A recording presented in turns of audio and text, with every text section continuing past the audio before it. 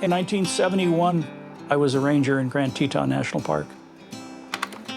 Once a year, everybody would show up in dirty clothes, and we'd just clean up the park after the tourists leave. And I found an old poster in a barn. It piqued my curiosity. It was quite unique.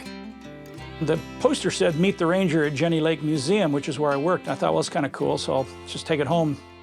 And every time I walked by it, it kind of talked to me. The more I looked at this poster, the more I realized there was a story to be told.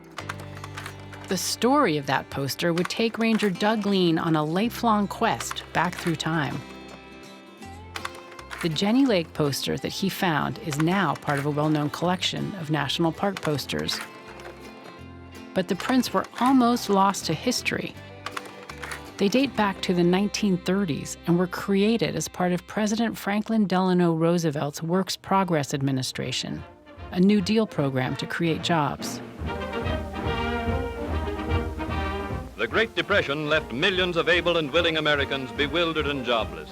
In 1933, the federal government came to the help of local agencies which had fought a courageous but losing fight against the growing need for relief. Even artists were put to work, more than 10,000 of them. Painters, too, contribute their bit to making the Works program a real and permanent accomplishment, one of the most fertile periods of our country's art. Many of them making posters. 14 posters were designed to highlight the beauty of some of our most scenic and majestic parks, mostly in the West: Yosemite, Grand Teton, Glacier. Fewer than 2,000 posters were made of these 14 designs, and mostly forgotten for more than 50 years. About 1992, my supervisor in Grand Teton called me up and said, "We're looking for a poster idea." And I said, "Well, I not only have a good idea, I've got the poster," and I sent her a picture of it. She said, "Wow, it looks like one of these old government posters." Lean made a call to a friend in Washington and found out his original poster was in fact a rare find. The National Park Service archive didn't have a single original poster. All they had were old negatives and black and white photographs. Lean, who now lives in rural Alaska, took those designs and started making reproductions and selling the posters. My first main thrust was to restore the historic prints, to reprint them so the public could enjoy them, and also to save these images.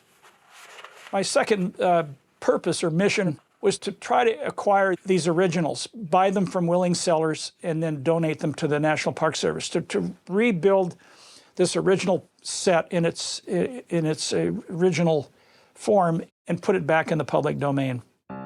Lean owned 4 original designs and donated them all. The Library of Congress has 5.